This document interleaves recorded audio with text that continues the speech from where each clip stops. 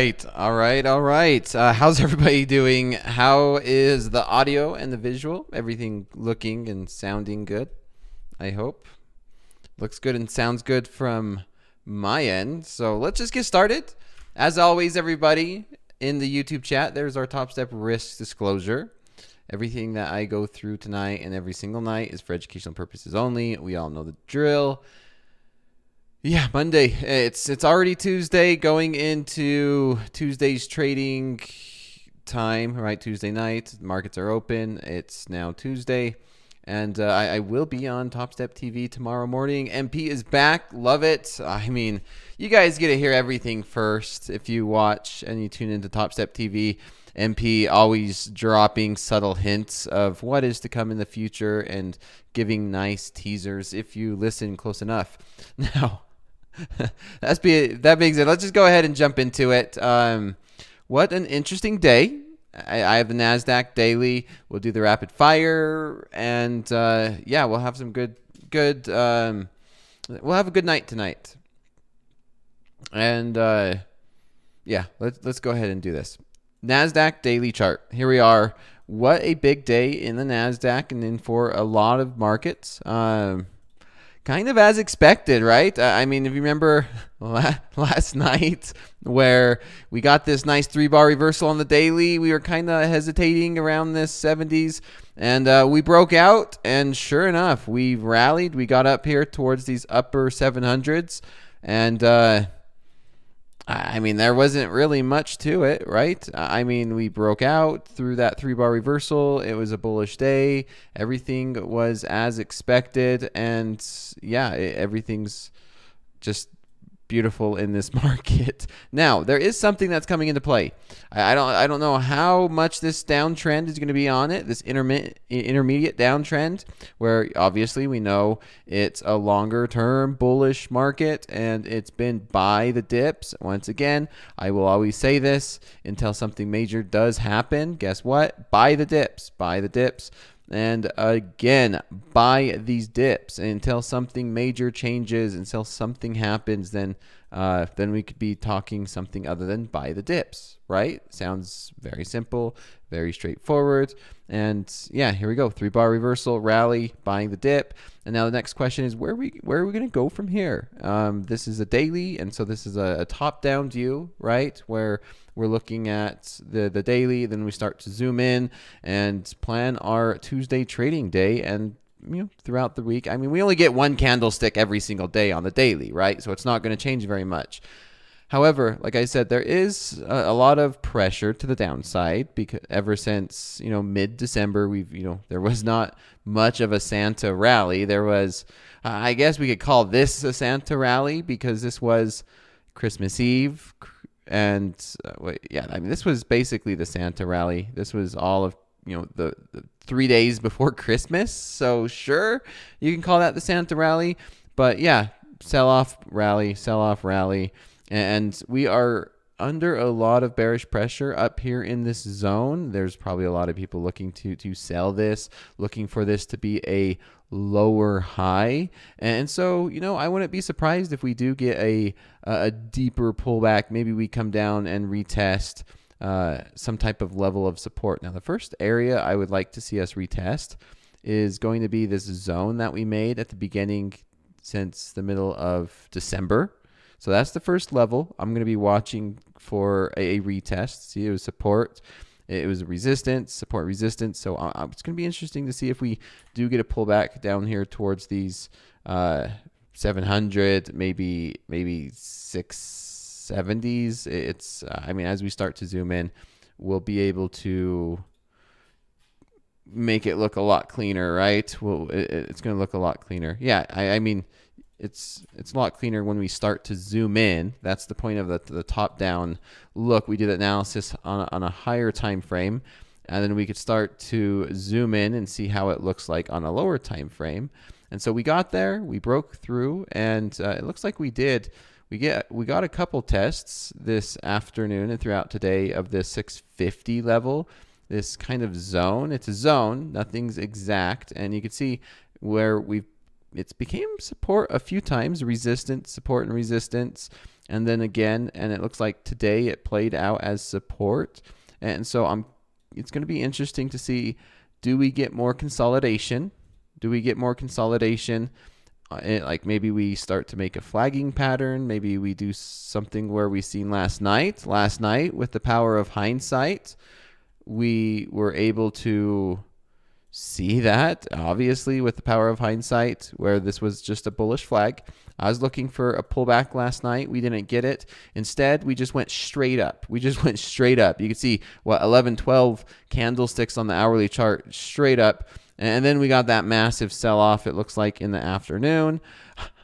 Beautiful 3-bar reversal on the hourly chart. I ended up shorting near the top, surprisingly, if you guys were watching fast markets. Yeah, I did. I shorted the top, right? But then I closed it out kind of early. When you short the top and then you close it out way early, what was another thing. We just continued to sell off. This was just quite the sell off. And yeah, I'm looking for bullish trades. I'm looking for the long side, where I'm okay, taking shorter trades. I don't mind taking shorts. You guys see I take shorts all the time. And I'm not the best trader at shorting this market. But the reason why, and I got a few questions after the fact, why did I short this market? I explained it a little bit. See, this was support. Very basic, very simple. I kind of talked about it during fast markets. I said these 880s, it's a zone. Even when we were starting the session, I was looking at 880s. I was like, yeah, this market could see 880s, and up here in this zone, it's a zone because we don't know exactly where it's going to turn around. We started to see some hesitation, some resistance there, and then I jumped into a short, and it worked out really well. I got chopped up. It was like one loser and then a winner and then a winner, and I ended up my day up $2,400. And yeah, of course, I'm not going to expect this big of a sell-off. That's a big sell-off, and in no way was that a home run. I'm more than happy with taking 25, 30 points on a trade to the short side. However, to the long side is a different story. That the way this market is, buying the dip mentality. If we do get a sell-off, then yes, I am going to be okay with maybe holding on to trades a little bit longer. Whenever we see some type of a pullback, whenever we see some type of flagging pattern, and where we want to position ourselves with a bullish trend. If we continue to break out, it's going to be nice. It's going to be interesting to see if we come up and test this. Let me get rid of that one. If we come up and test this 22,100 level, this zone, this is going to be something that I'm going to be watching tomorrow. Nothing's out of the picture. We could easily be up here tomorrow at the way this market's and how this market is. Obviously, this is going to be another zone I'm going to be watching tonight. And I say tomorrow. I mean tonight and tomorrow, because I'm always going to be looking for trades. It is slow markets. I haven't been taking a lot of trades overnight for some reason. I've been kind of focused on fast markets more recently for whatever reason. I think it's more of just kind of focusing on making sure I have the room to trade when I'm on Topstep TV in the mornings. But yeah, maybe we should start looking at more trades in the evening, see if there's any opportunities in the evening, and go back to what the core of slow market is. Slow market was, and that's looking for trades at night, looking for setups at night, and placing trades overnight. And so I'm going to try, that's going to be my 2025, another one of my 2025 goals of the year is finding more trades during slow markets. Now that all the craziness is kind of over, we've went through the holidays, we went through, all the election's finally over. All of the craziness of 2024 is finally over. We're finally getting our first full week almost of 2025, and as things start to settle down, nothing ever settles down in the market, but as we start to get more into 2025 and more full weeks and more consistent trading, then I will be able to start looking for more opportunities for slow markets.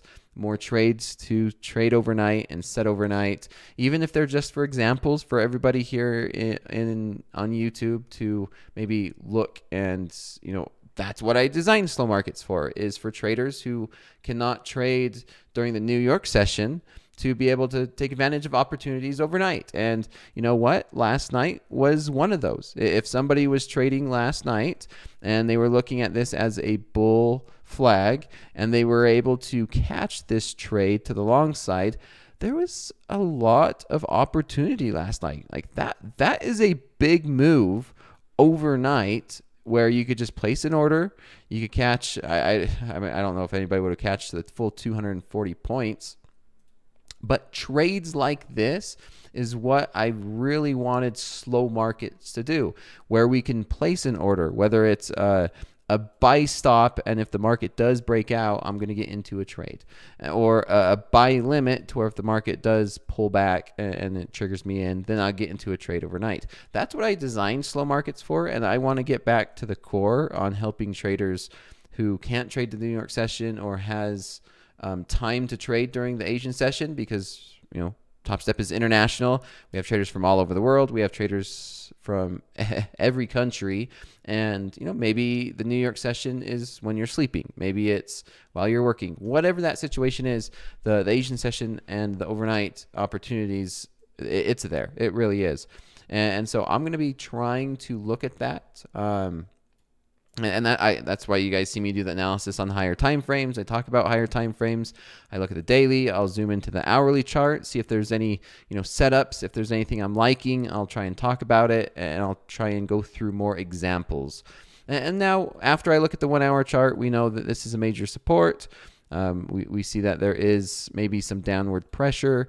We're starting to sell off a little bit. We're kind of in the middle. I don't like that. You can see from the top and the bottom of this range, we are right in the middle. So I don't like to trade in the middle at all, because we could go in either direction. The risk reward is not that great for either direction. I would much rather wait for more consolidation, whether we push down here to the lows or we start to break to the highs. However, today during the New York session, I think this is a good point to where we can play this, and I'm going to be looking for this as the zone or these highs. Maybe if we come down to the low and find some type of reversals, find some type of pattern, this is what I'm going to be looking for. This is where I'm going to be watching the markets, the high and the low. Maybe, just maybe, there's an opportunity for us to come down here to these 560s and retest this. If we retest this, I'm going to be looking for longs. Maybe there's a short opportunity to trade between where we break down and then get to this next zone. And so these are the things I'm going to be watching. Maybe there would be a play for a breakout to the long side and come up and test some of these highs that I was talking about, these 22,000 like 50s, 22,100s. We'll see. We're right in the middle, and I think that's about it. That's all. Paralysis by overanalysis at this point, since there's not too much going on. And then obviously knowing and paying attention to the news, making sure that we are aware that there is like events coming out for the week. And you guys probably know a lot faster than I do, but I always use either Forex Factory or right here in this Trader Hub under the economic events, right? This will tell you all the economic events that are coming out. And so tonight is kind of a light. There's not too much going on internationally or around the world in terms of planned events. There's always the unplanned events that catch everybody surprise. Tomorrow we do have ISM, Services PMI. We have Jolt's job opening. We could see some volatility tomorrow morning. And then, of course, January 8th, Wednesday, we know the market's going to be closed during the New York session. However, someone might know this before I do. We have unemployment claims, and non-farm employment was scheduled on Wednesday. Is that canceled, or are they still going to do that with the FOMC meeting minutes, or is that pushed? Does anybody in the chat know? I probably should know that. I'm curious because Wednesday, it's Wednesday or Thursday. We have non-farm payroll Friday. Yep. Thursday. Okay. Market is closed Thursday. So Wednesday's normal. Markets closed Thursday. Wednesday's normal. I'm thinking it's closed like for me. It's Thursday night, Wednesday night for me. Wednesday night is when I start my Thursday. I'm always a day, either a day ahead or a day behind. So it looks like Wednesday. Yeah. We have speakers. We have speakers on Thursday. We have a lot of FOMC member speakers on Thursday. And then, of course, Friday. I think Friday we're going to see a lot of volatility. With non-farm, we have unemployment. And then we had that one-day gap. Or just, it's weird. It's weird. We just no trading on Thursday and back to trading on Friday. I'm going to be happy when we have 5 full days where we don't have any holiday or any event that closes the market. That's what I'm excited for. Now, moving on, let's take a look at crude oil. Well, we got basically, that's close enough for my $75 a barrel, right? I mean, we take a look at the daily here in crude, and yeah, there we go. We basically hit that $75 a barrel. I mean, who's going to argue over a few pennies? Where we broke out. Everyone knows I've been talking about this for so long. We broke out. We rallied all the way up to $75 a barrel. We are getting a pullback. And so now the question is, are we going to see something like this or something that we've seen on these rallies? Is this a short-lived rally in crude oil where we just see a nice 3-4 day rally and then it just sells off? It's a hard one. This is definitely a hard one to understand, and I'm sure as we start to zoom out and further analyze this, yeah, like it's starting to look like it. Yeah, crude is just not. It's a hard market on the daily, and yeah, that looks really clean. That looks really clean. We came up, we tested it. I mean, I do understand and expect a pullback. Maybe we do get a pullback down here towards $72 a barrel. And it might just take some dramatic news event to push crude out and have it break out. But, this is now something I'm going to be watching. This is something, oh, wow, this looks like it might continue. That's a decent trend line. I don't know if it wants to count that, but yeah, I'm now invested in terms of like really paying attention to crude a lot more, where maybe we start to see some type of flagging pattern even on, I don't know.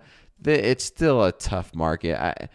I wouldn't be surprised. Maybe we sell back down here and can keep consolidating. I hope there's some news event that could move this market so it's a lot more tradable. I really do. Maybe, you know what? Maybe there's an opportunity to short this. It's the daily. I talk about 3-bar reversals. Maybe there's a 3-bar reversal here on the daily. If we zoom into an hourly chart, you could see where this has been a nice trend. I don't know. We finally broke through it where we're talking about higher lows and higher highs. And if we want to talk about that, if we're looking at all of these higher lows, right? All of these are higher lows. Well, we have finally made the first lower low, right? Let's get rid of this.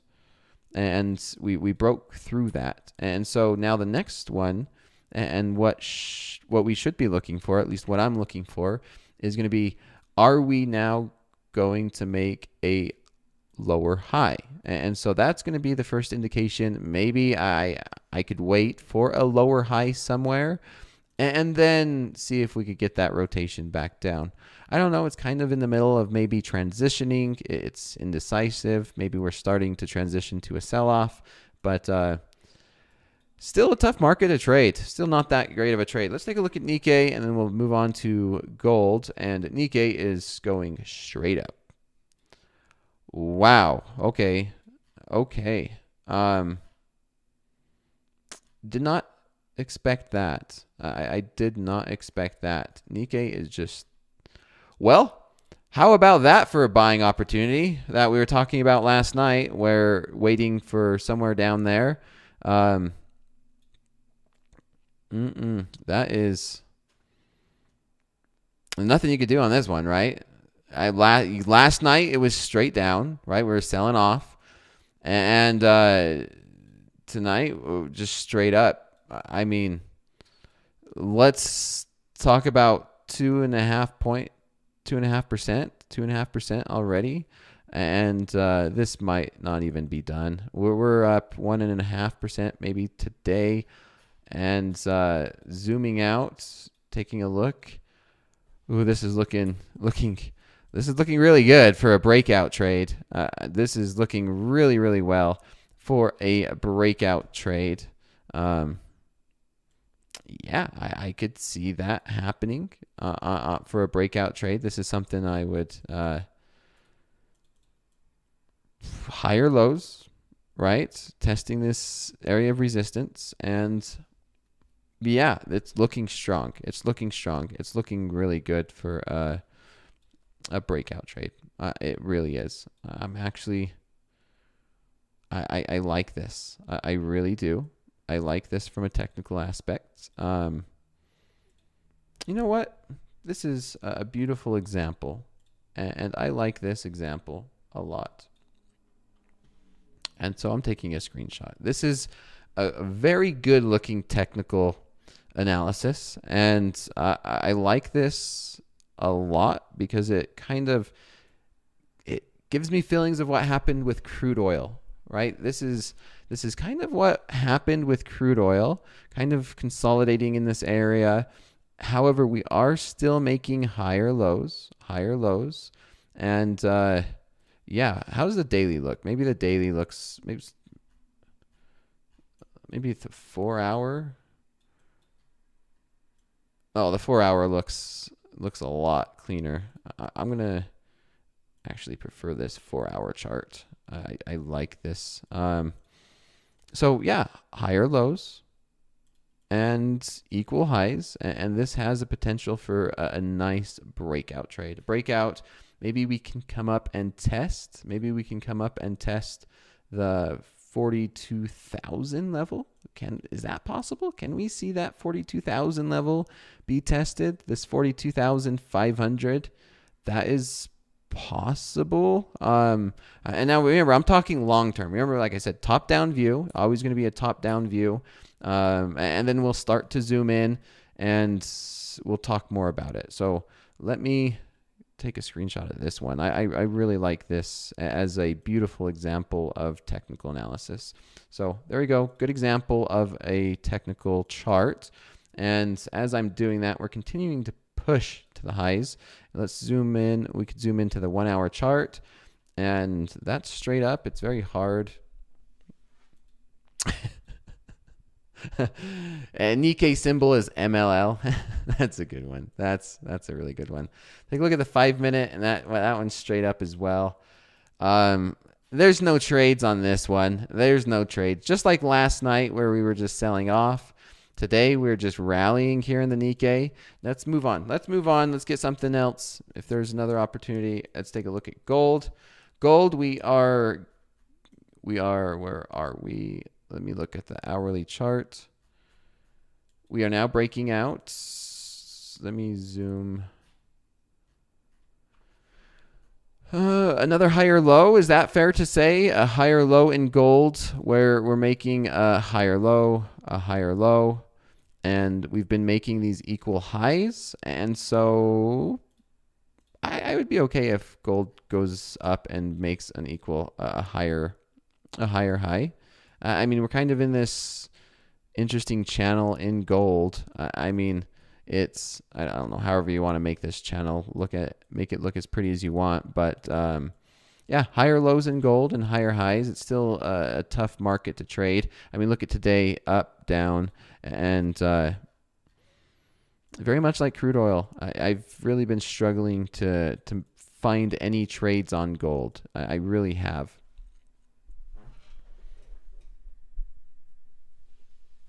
Is there any word on the new dashboard? Wildfire, tune in to Topstep TV. Rewatch the recording from today on fast markets. MP gave some hints. So yeah, I got MP to drop some gems in Topstep TV during fast markets. I kind of egged him on, poked him a little bit for the new year, and he was able to give some hints. And I always love that, and it always gives everybody in here a reason to tune in to Topstep TV, because you actually get the news, and we get that very productive conversations well ahead, and there's a lot of hints that he drops, and there's a lot of conversations, and everything that Topstep does is basically built for the traders, by the traders, and you guys get to know it first. You was on your way to work during fast markets. You missed a good one. You missed a good one. I got MP into a rant, and like I said, some good stuff came out of it. That's for sure. So let's get to some of these questions that I have not got to yet. Give me a moment, and we'll get to some questions, and maybe we could even talk about some fun statistics.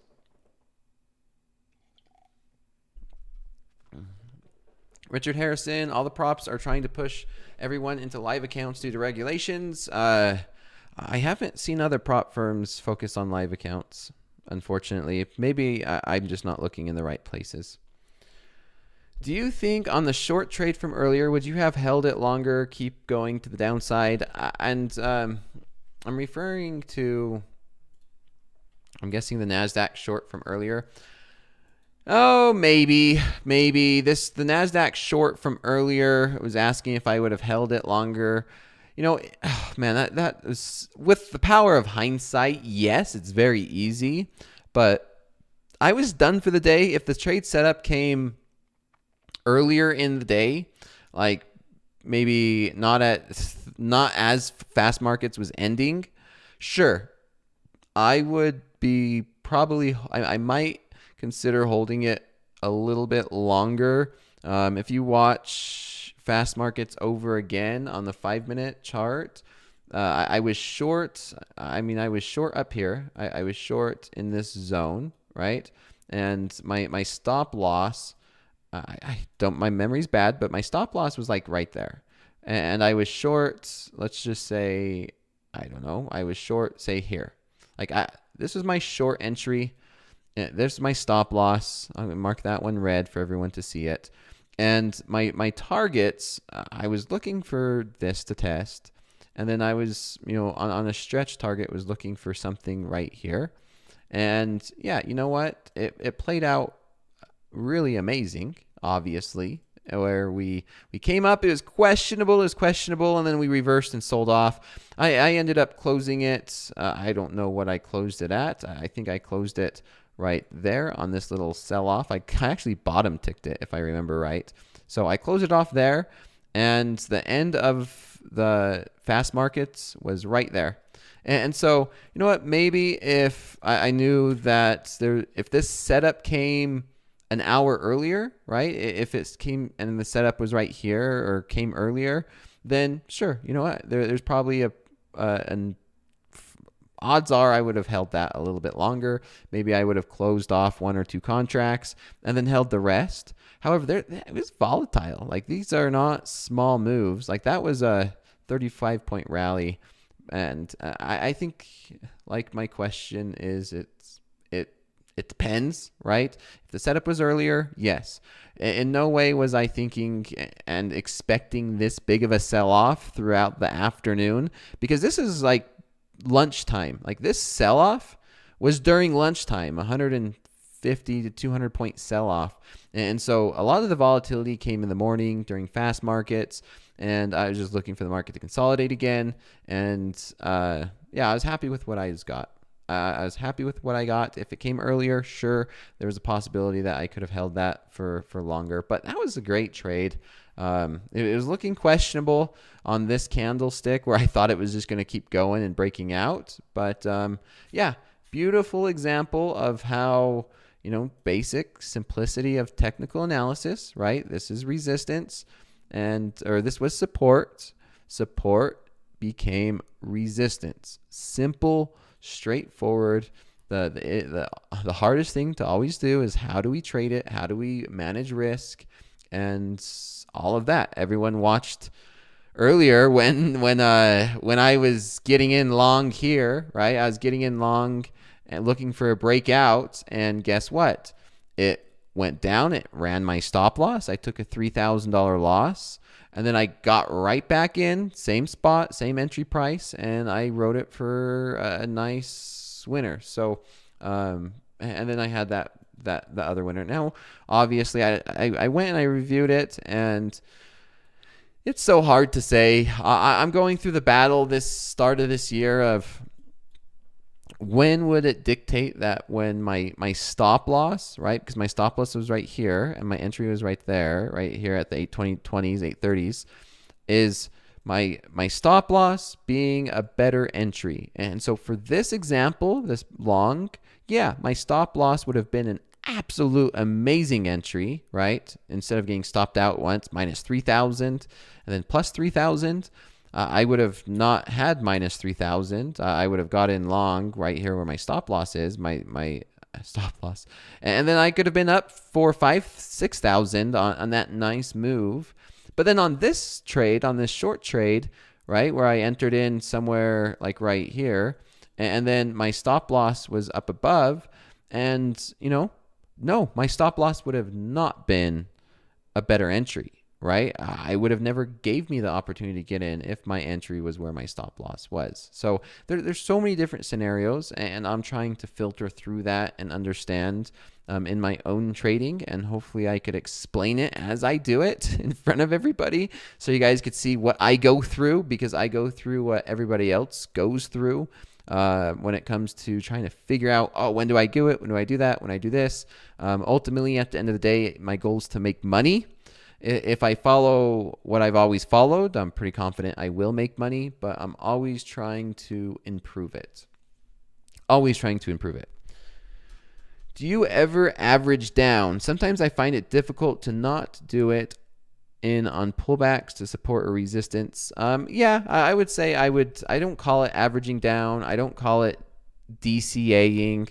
I would say building into a position of support and resistance. For example, if I was trying to buy a pullback, here, maybe this would be a good example. I'm going to go on a 1 minute just to give it a better example. If I was trying to buy a pullback on the NASDAQ, then you know what? Maybe I'm trying to find a good example. It's hard to give an example.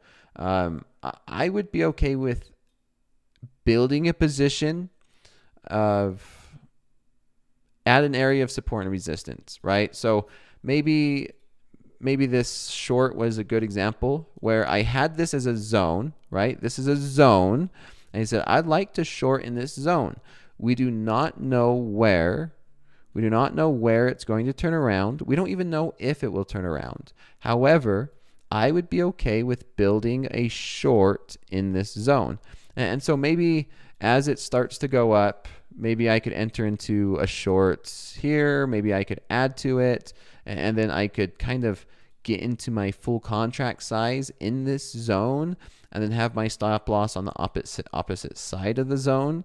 And there's ways to do it. There's so many different ways to do it where it's like, okay, I'm going to get into a short here. I'm going to add to it. I'm going to add to it. But you just got to understand your stop loss is there for a reason, where you don't want to be in a situation where you keep adding to a loser, adding and adding and adding, and then you just keep moving your stop loss. No. If you have a certain criteria, if you're going to risk, for example, 5 contracts, like I say for me during Topstep TV fast markets, 5 position size, 5 contracts, and I have that flexibility. How do I want to get into those 5 contracts? Well, I could get into one here, here, here, here, and then maybe I wait and get into my 5th one when we do get that 3-bar reversal or that breakdown or something. And so you can make that decision, or you could drop down to micros and do the same thing. It doesn't need to be minis. You could do it in micros, preferably micros, actually. And my stop loss does not change. My stop loss does not change. My stop loss is a point of invalidation. And yeah, sometimes I'll do that. I'll add one here. I'll add one here. Then maybe I'll start adding as it starts to go in my favor. And then maybe I'll add another one as we break down again. And then we get to my target. So you could build into a position. You could scale in as it's going into the zone and even as you start to get the reversal.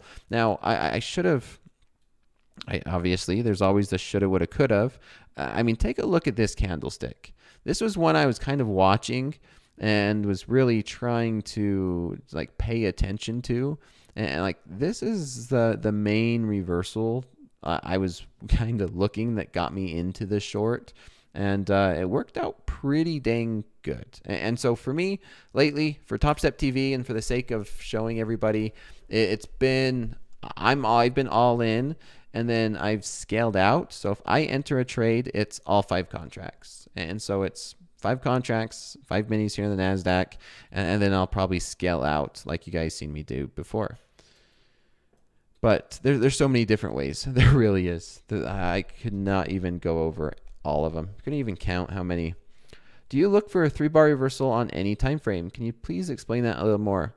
A 3-bar reversal, I mean, I explained it, but I mean, you could Google it, look it up, but it's valid on any time frame. It really is valid on any time frame, whether you're using a 1 minute, 5 minute, an hourly chart, a daily chart. It's valid. I think the most important thing is how you use it, where you use it, and why you are using it. You have to understand it. A 3-bar reversal is nothing by itself, right? There has to be a lot more context. There has to be a strategy, a process in place, right? Because there's plenty of 3-bar reversals on a chart. I mean, look, there's like one here, there's one there, and there's a ton of them. And it depends on where it's occurring. Is it at an area of support and resistance? What time frame is it on? And be consistent at it, right? So just as this one I mentioned, this is a nice level of support, and this is the zone that I was looking at.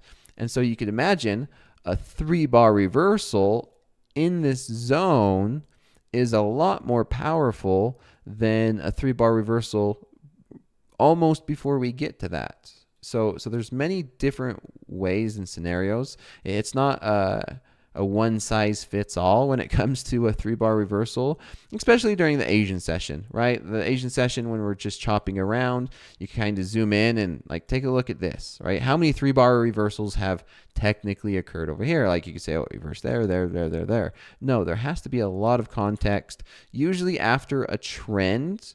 As we were talking on fast markets over here on the hourly chart, take a look at this hourly chart. 3-bar reversal is more powerful on the higher time frames, right? You have the daily, or you have the weekly, then you have a daily, then you have maybe like a 4-hour, then you have an hourly chart. And so I'd say the higher the time frame, the more powerful it is, because more people look at it, right? But take a look at this one.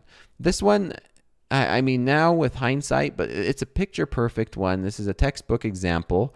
And you could see 1, 2, 3, 4, 5, 6, 7, 8, 9, 10, 11, 12 hours of just straight green candles, just straight up. And then we finally get this 3-bar reversal, which is, you see it right there. And the entry would be the cross of that. So that is the entry, the cross of this main reversal candle right here. And yeah, picture perfect, beautiful short. And the funny thing is that 3-bar reversal occurred right at a nice area of support and resistance. Right there is support. And so there's a lot more than just a 3-bar reversal. There was a few things at play from this aspect, right? Especially from here's the overall trend you could put on the daily chart too, right? Here's the high, here's a lower high, and then there's also a possibility of a lower high, and there's support, and there's an extension, and we're at an area of support or resistance, and we got this 3-bar reversal on an hourly time frame. So there was like 3 or 4 things going into play for this specific trade. And so, yeah, this is a more significant 3-bar reversal than any of these, or like so many different ones, right? There's one here, there's there. And so there's a lot where it says context matters. Context really matters when it comes to understanding location, what time of day, what's going on, is there a news event, and it might look simple, and it's easier said than done, but there's so many different things that come into play before just clicking the button. King Caesar. It's like any sports game, right? Any sports game that you watch, like basketball or football. I think football is a good example where you have a quarterback, and the quarterback needs to be aware of everything that's happening on the field. Not only do you have yourself and the decisions you make, there's 21 other people on the football field that you have to understand what's going on, right? You have your team, you have their team. You have to understand what your play is. You have to understand what they're doing. And, the quarterback has audibles, and depending on what the defense is doing and this and that. And there's so many moving parts that leads to a split decision of the quarterback making a pass, right? Or calling a time or anything. So there's definitely a situational awareness of what's going on in the overall markets and at that time. That comes to that one little decision to click a button. And I would say, things like news events, we go over that. TopstepTV and Eddie's really great at reminding all of us for news events, and time of day, day of the week, volatility. Where are we at on different time frames, and trade location, and then of course your own, which is your account. Like, what's my account size? How am I going to be managing this? What's your own strategy? Does this fit into your strategy? And all of this, and then you have to understand that repetition. You're doing it over and over and over again every single day, and consistently every single day will allow you to get better at doing it, making quicker decisions, making more split decisions with confidence and less emotions and execution, and all of these things that come into play to what you guys see on TV, on Topstep TV, which might look easy and might appear a lot easier than what it really is.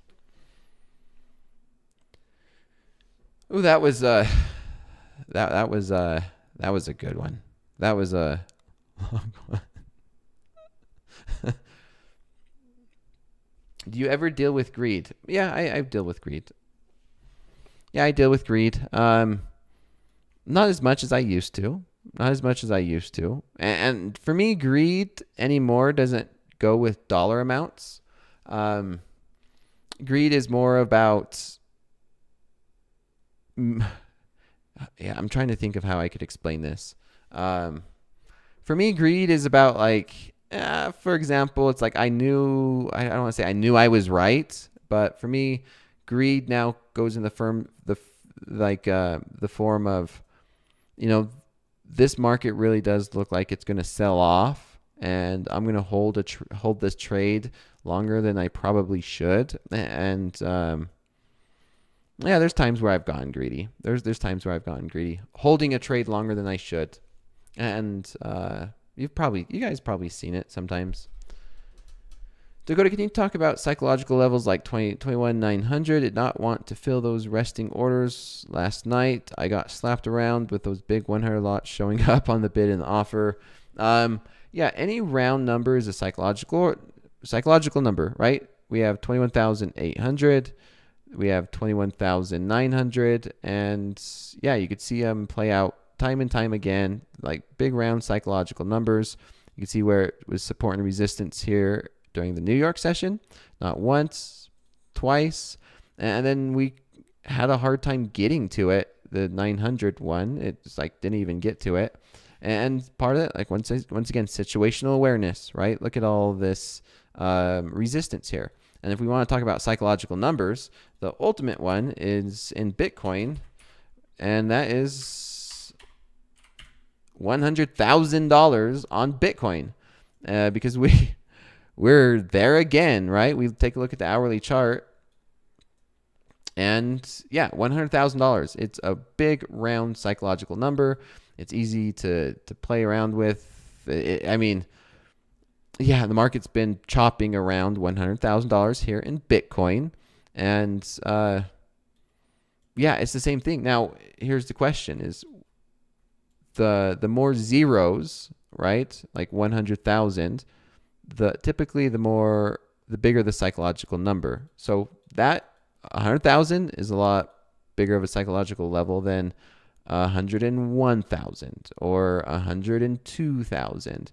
Now, each one might be a psychological level to some extent, but yeah, typically the more zeros that are in front of it, comes after the number, then the more zeros it has, the more psychologic plays a role. And so yeah, maybe 110,000 was playing a role for a lot of people trying to sell the futures up here. Maybe it was 109,000, just big round numbers. I don't trade off of it per se. I don't particularly just place a buy and place a sell just because it's a big round number. But once again, it's situational awareness, knowing like, okay, Bitcoin has been going back and forth around $100,000. Maybe there's some selling opportunities above it, selling opportunities below it. I mean, there's situational awareness around any psychological number, knowing that. And yeah, Nikkei just keeps going up. Look at this. Yeah, this is okay. Here's one, right? Level of resistance. This is a level of resistance, and if we extend this, we're almost there. And then yeah, every 100 can be considered maybe a psychological level, and so maybe that's going to be one.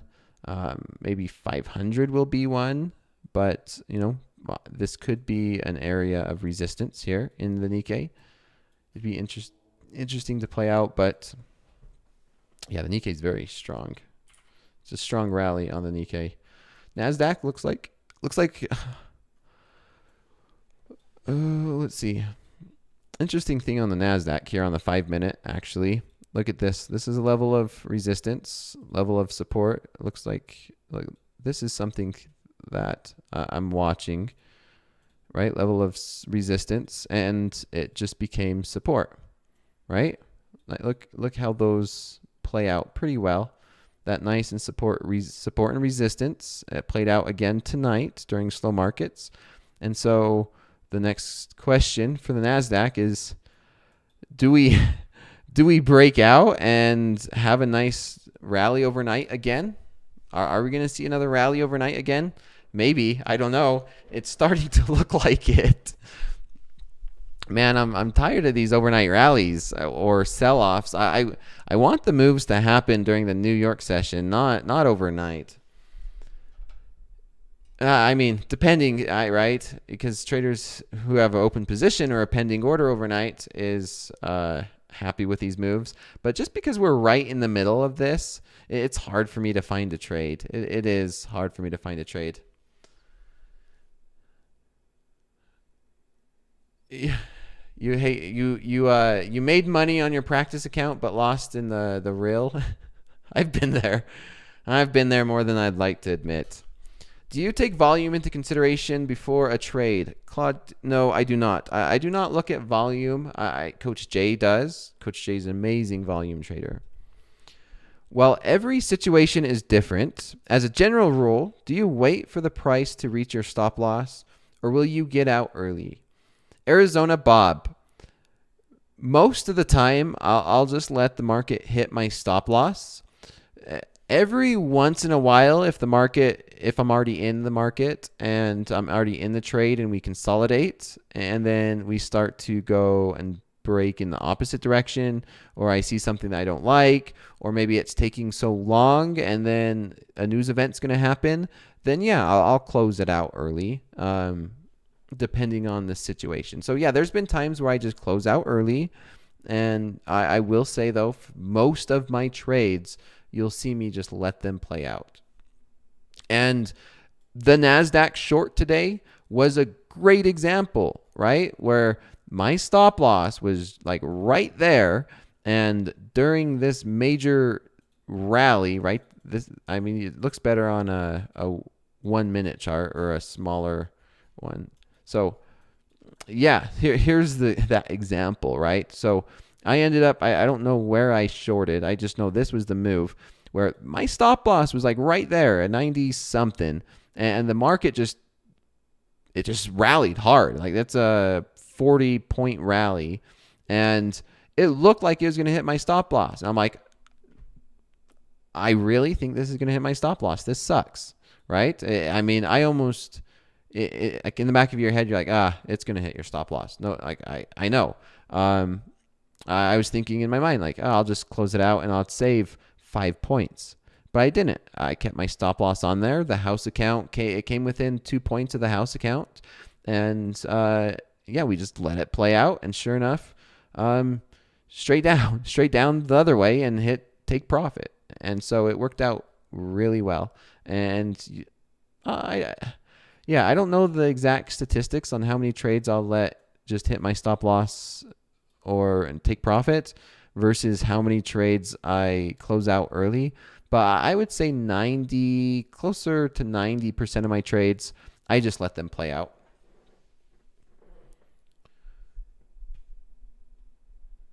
Six figures on a house, 2026. I just passed my first combine, passed my second one today. On the way, fellas, rags to riches. Keep it going. Process over profits. Remember, 2026, it's a long ways to go. You have to, each and every day, just one trade after a time. Consistency, process over profits.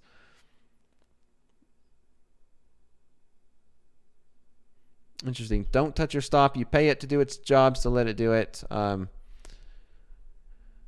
I consider myself as a momentum trader mostly. I tend to like reversals. I mean, breakouts are good. Reversals is kind of like my bread and butter, where we get a reversal on a pullback, right? Just kind of what we just seen tonight is my favorite. We have a rally, and then we look for some type of consolidation or reversal and look for that to continue. Like, this is what I absolutely love.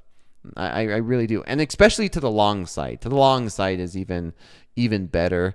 And every once in a while I'll take a breakout trade, right? Where we're breaking through some type of resistance to catch a little bit of a trade or momentum.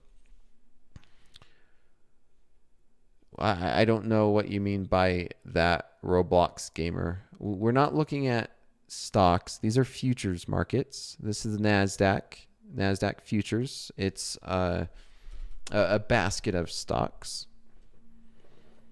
Yeah, don't trailing too early. That's a hard thing to understand, right? Because you always have to ask yourself, when should you trail your stop loss?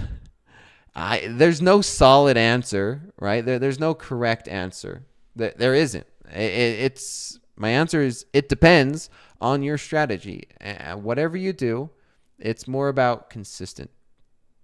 It's more about consistency. Whatever you do, whether it's right or whether it's wrong, do it consistently. And only then, when you do it consistently and when you can measure it, is when you could start to improve it and adjust it and tweak it and ultimately become a better trader.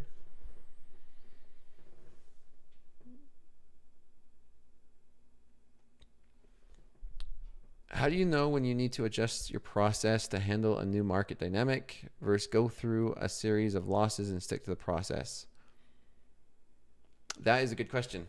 That's one of the better questions I've had of the year. That's the question of the year, honestly. That is it. That's the question. I'm going to spend the next 30 minutes answering that question. That's probably the question of the year. So give me a second. Man, that's a question that I could spend a whole week on, to be honest. Let me repeat it. And I mean, I could go more and more in depth because it's true. That's where I'm about at is how do you know when you need to adjust your process to handle new market dynamic, like market conditions, versus going through a series of losses and sticking through that process, right? Where, I mean, ultimately it's like, is it my process or is it the markets, right? That's always going to be the question we're asking ourselves. Is it the strategy and the way I'm, trading in my process, or is it just the markets, right? Has the markets condition, has the conditions changed? There's no, you're going to hate me for this one. It depends. It really depends. And that's where practice is very important when it comes to that, where, that's hard. That's a hard one, right? Trying to be flexible. You need to find a way to, I think my best answer is going to be I'm going to be a quick general answer, I guess. It is, you really have to identify the current market condition and then trade based off of what the market conditions are. So I'm going to compare it to sports again, because I think sports is a very good analogy. Sports provides really great analogies. And I'm going to stick to any, I mean, it could be football, it could be basketball, any sports, to be honest.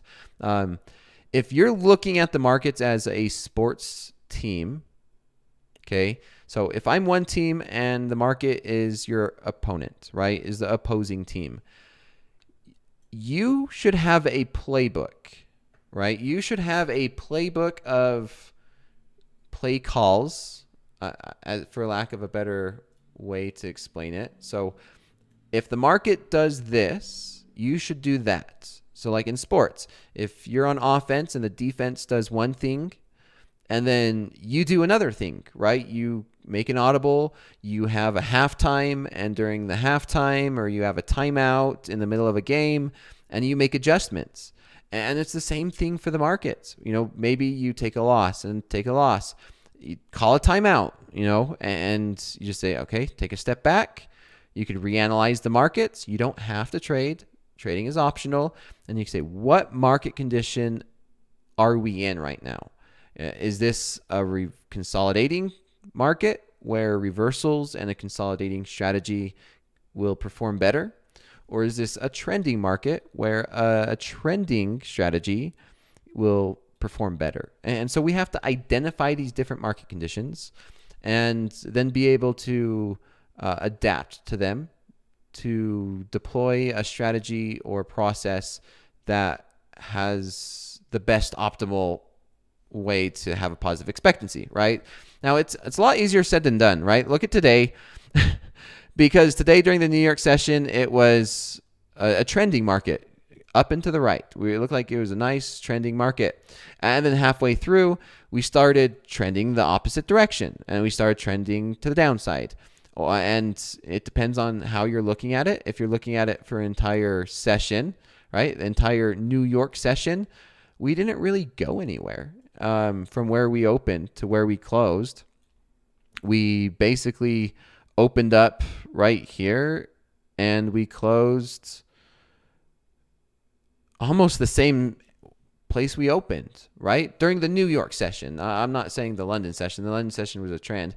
But yeah, taking the day as a whole, and if we look at maybe a daily, it's hard to see. But if we start to maybe change different time frames, yeah, you could see. It was maybe consolidating during the New York session as a whole, where we opened up and we finished right where we started during the New York session. Pretty close, right? I'm sure somebody in the chat would be able to tell me a lot closer, but it was pretty close where we opened up and closed. Because if we take a look at the 5-minute candle where we opened during the New York session, and we take a look at the 5-minute candle where we closed, how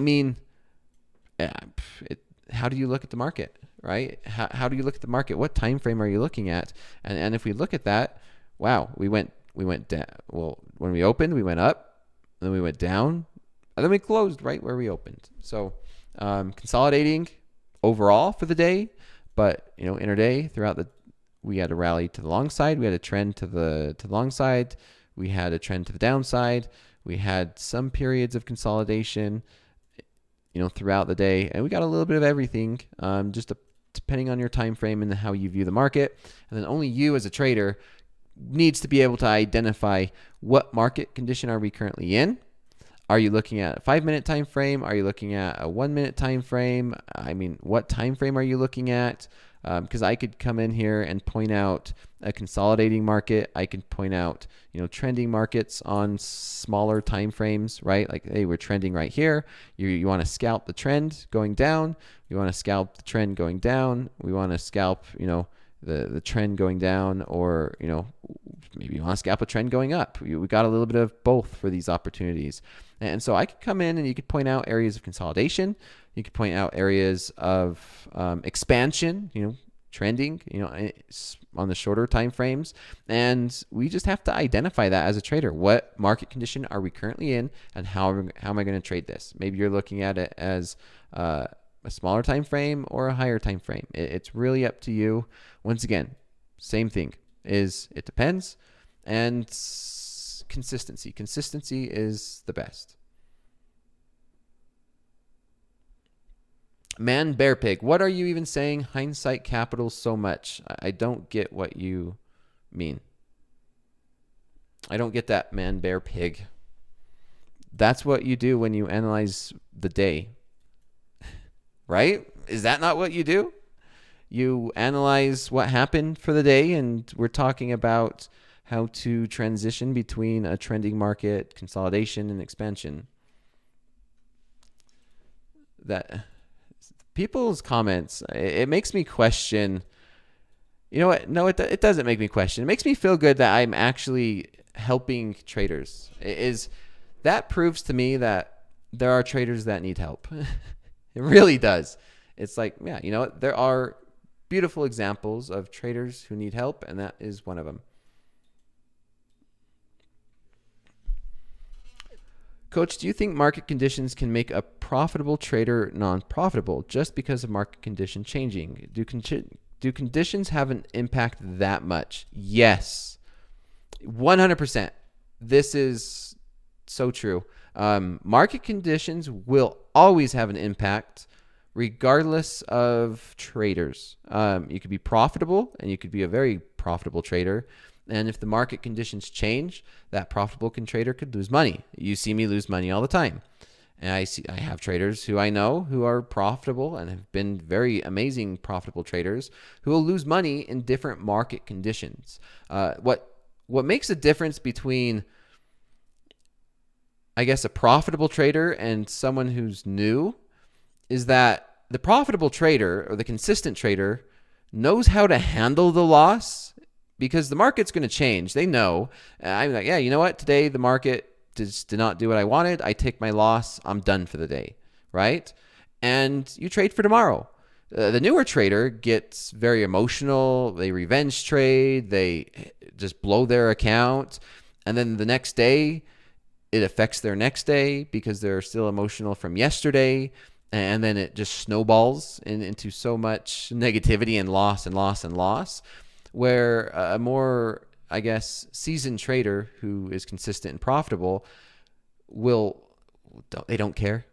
Like I was talking about yesterday, I don't care. It's like, you just got to learn not to care. It's like, damn, that was the wrong market condition for what I was trying to do. I'm going to wait till tomorrow. Let's see how the market conditions are tomorrow. Like, that's it. Tomorrow's the next day. Tomorrow's a new day. It's a loss. Move on. So I will say for the day, and maybe even for a week, for a month, for a period of time, yes, market conditions can make a profitable trader not profitable. However, the profitable traders in the long run knows how to make adjustments, knows how to change, knows how to be flexible, and knows how to control their emotions and risk when that situation happens. It's not if, it's when, because I guarantee you that situation is going to happen to everybody who trades the market for over a year. The market's going to change. The conditions were going to change. And yeah. Robbie, sometimes I get passionate about some things.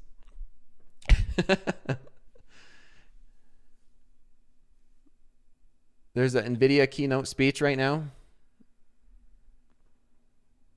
At the end of the day, trading will reflect your personality. If I was able to accept losses, I'd be profitable.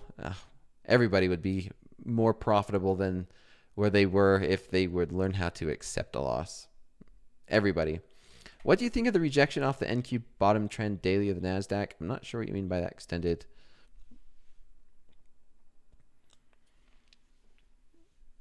I'm in Mountain Standard Time, Short King, Chicago, Central Standard Time. That's what everything's based off of. We're in trading in futures. Topstep is based out of Chicago, Central Standard Time. Ready to break out up or down. We may fake out, then get the real move. We've seen a fake out today. That's where I got smacked once in the New York session today. Let's take a look. I'm going to take a look. I'm going to watch that Nikkei. You are in Chicago. Nikkei is continuing to push the highs. Continuing to push these highs. What a move. What a move tonight. Yeah, that's quite the move in the Nikkei. Wow. 1.25%, 1.75%. Nothing you could do there. Buy the dip.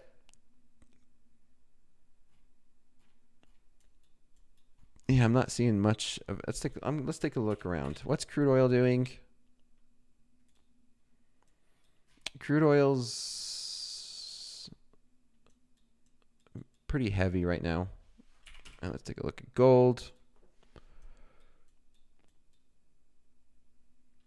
And then NASDAQ.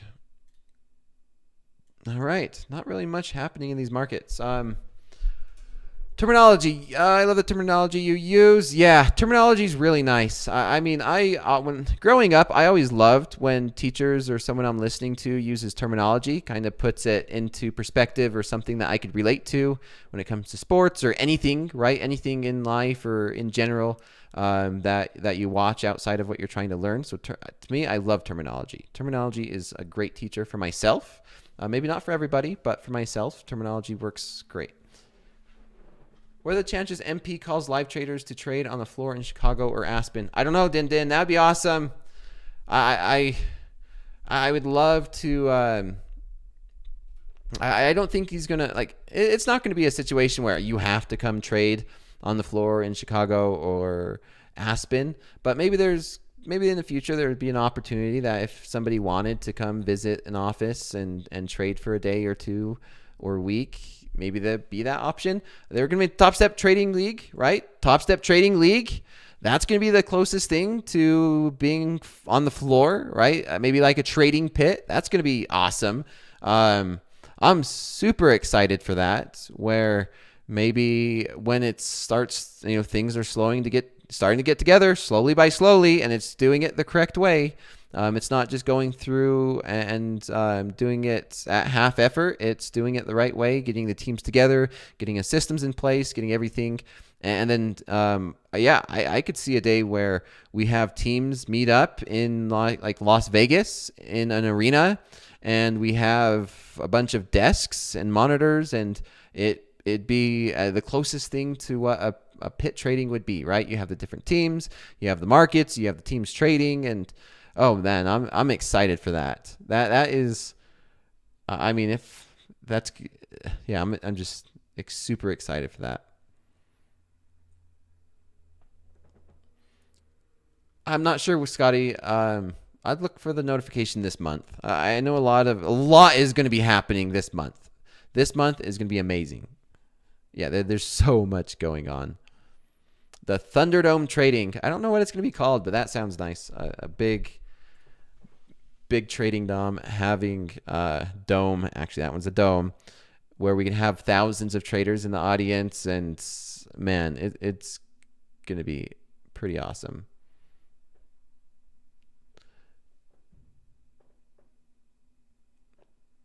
I always lose a 10K plus minimum in Vegas. Let's do Chicago.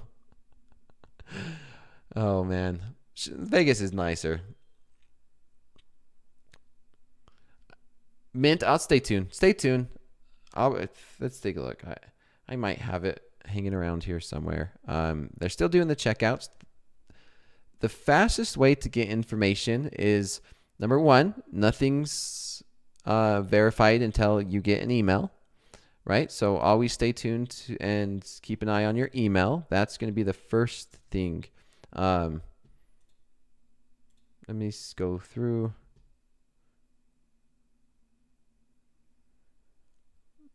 Yeah, I would, number one, pay attention to your email. Number two, stay tuned to TopstepTV. Typically, TopstepTV, Hoag, I mean, the team will notify everybody well in advance. You'll hear it there first, to be honest. I am getting ready to do my team name. So I've narrowed it down to 4 for my team name. I'll be holding it to a vote tomorrow. So I will have everybody on social media, on my Twitter or Twix, hold a vote. So I'll hold a vote. I've narrowed it down to 4. I'm going to choose my team name. And then after everything's squared away, then we'll be doing the VIP. And it's going to be, 50 traders per team. And I'm stoked. 2025 is going to be absolutely amazing. Everything was on horseback. Birthday month, let's go. Tuned in for sure.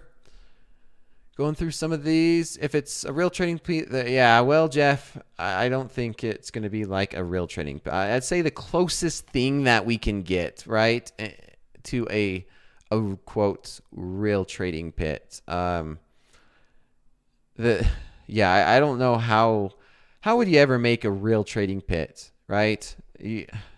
With real markets and real results. It would have to be computers in a big circle or around on a stage and a big audience. Maybe the audience is going crazy. I don't know. Maybe we have an announcer. Coffee Buff came back from the holidays. There's one tomorrow. Pit of Doom, fight to death. Fight to death. I've been boxing. Throughout the spring and summer, I usually get into boxing. I've started doing it, and it's a lot of work to get back into boxing, conditioning for boxing. It's a lot of freaking work, to be honest. 7% body fat is where I want to get to. And it's 7% body fat is no easy feat. Getting down to the weight limit I want to compete at. Maybe you guys will start seeing me box. I don't know if I'll ever post videos of me boxing.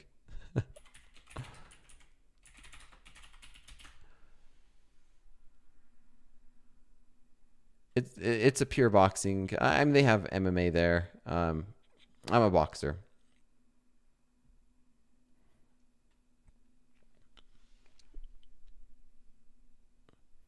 Yeah, I like to stay around 7 to 9%. Sometimes, I mean, it depends, right? My answer to everything, it depends.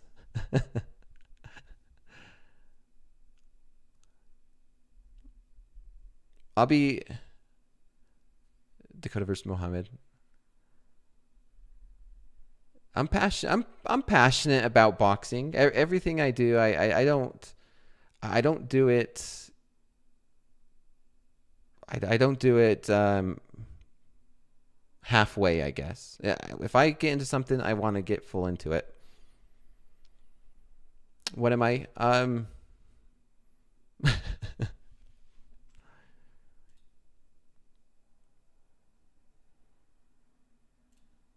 No, I'm light heavyweight or super middleweight. Light heavyweight's tough though. Light heavyweight, man. I prefer super middleweight, but it's not my walking around weight.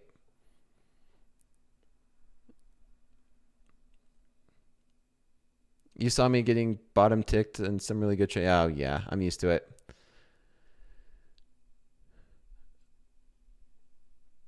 AB, I'm 5'12".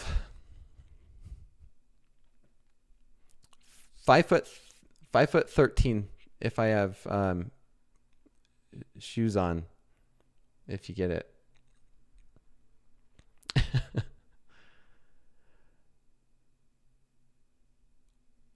White heavyweight, light heavyweight. Yeah, I meal prep. I've cutting is hard. Yeah, I'm extremely competitive. I'm extremely competitive, if you guys haven't noticed. I mean, everybody who trades in the markets has to be competitive. Andrew A, I'm 520.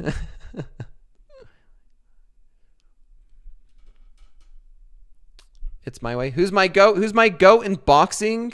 Ooh. You guys are going to hate me if I talk about my favorite boxers. My favorite boxers in terms of pure boxing, in terms of like the sweet science and the art of the sport, is going to be Mayweather. Mayweather is, for me, my favorite boxer when it comes to the art of boxing, like art of boxing. And the next, I would say, I didn't watch Ali, so I can't say Ali. I didn't watch much of Mike Tyson. I would say Roy Jones Jr. was my favorite in terms of the entertainment aspect. Roy Jones Jr. and Mayweather were the two boxers I enjoyed watching. I really wish Roy Jones Jr. had a lot more matches and took care of his body like Mayweather. You like Pac-Man? Pac-Man's a good one. We're talking about an athlete. We're getting off topic here. We're getting off topic. So you guys know a little bit about my boxing thing. You know, maybe I will. Maybe there'll be an opportunity if everyone wants to see me box. Maybe I could convince, I don't know, you guys want to see me get beat up on a live stream. I'm not going to be very competitive. I box because I love it. I'll spar a couple times a week. But sparring is, you put the headgear on, you wear you know, sparring gloves. You don't knock people out when you spar. It's purely art form and workout.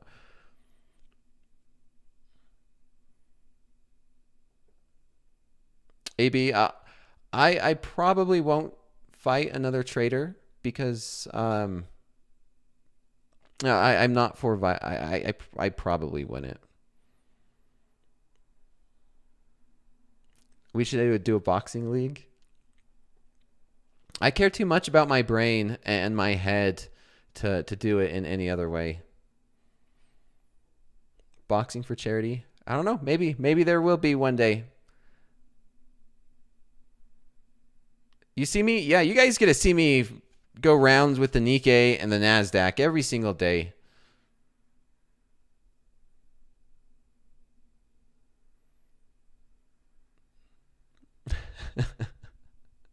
Yeah, markets are enough. Markets are enough. I mean, it's to an extent, it's too much risk. There could be some odd punch or something, and it could really do some damage to your head, and I'll never want that. So not ever since when I was younger, sure. When I was younger, yeah, I didn't really care. I grew up in a very, very bad environment, and I always boxed without gloves. Yeah, NASDAQ kicks my butt every day too. Nikkei's been kicking my butt lately. Andrew A. Yeah, younger. 31 years old. I'm 30, just turned 31. So I just turned 31. I was 30. I freaking just turned 31. And that can be considered old. That's starting to get on the older side in sports. Yeah, Paul, that's what I mean. You ever use previous daily levels? I do not. It's my way. I do not use previous daily levels. Typically, look at this market sell off now. NASDAQ selling off. Are we seeing a sell off in the Nikkei? Seeing a little bit of a sell off in the Nikkei. Let's take a look. Watch this NASDAQ. I wish I was 23 again.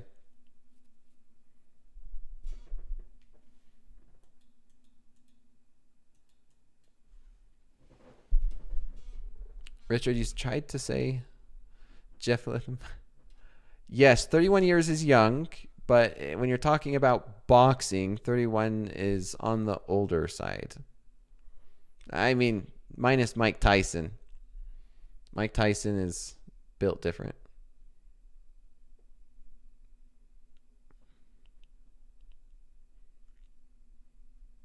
Did you get in a lot of, yeah, I did not. I don't get in bar fights. I don't go to bars.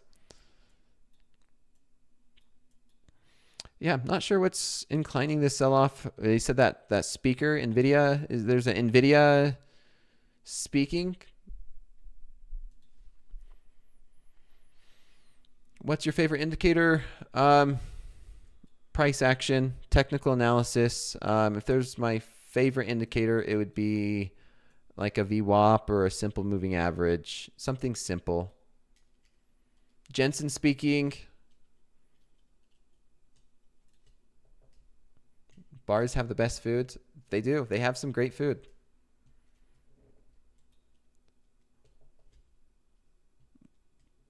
Oh, it's the CES event. NVIDIA CEO speaking now. Something market might not be liking it right now.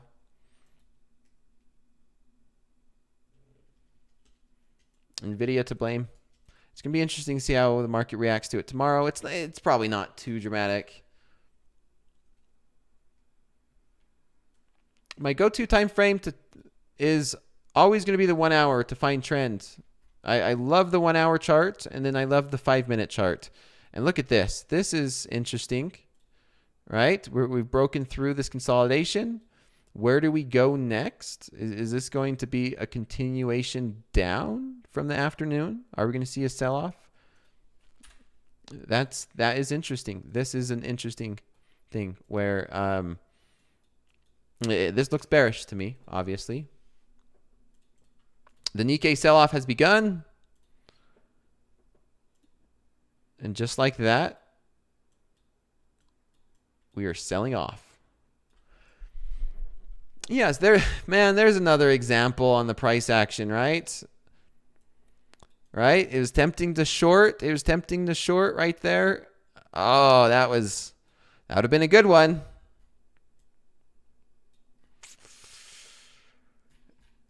That's okay. That's okay. I think that's where I'm going to leave it, everybody. It was a good one. We had some good conversation. Not too much crazy in terms of setups. I didn't find any good setups on my end. It was kind of just consolidating in the middle. Not a lot of great setups tomorrow night, and the following. And going forward in 2025, I'm going to be looking for more trades. More trade setup, more overnight setups, more going back to what I typically do, overnight setups, trying to see if we can find some.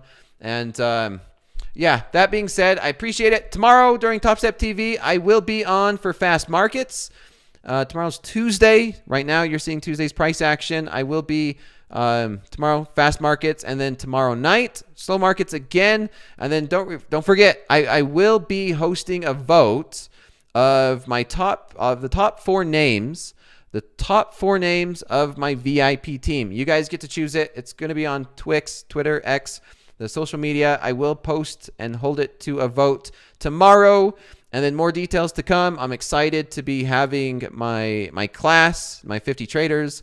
We're gonna kill it. 2025 is gonna be amazing. So until then, I will see you guys. I'll see everybody bright and early tomorrow morning. If not, tomorrow night. Take care.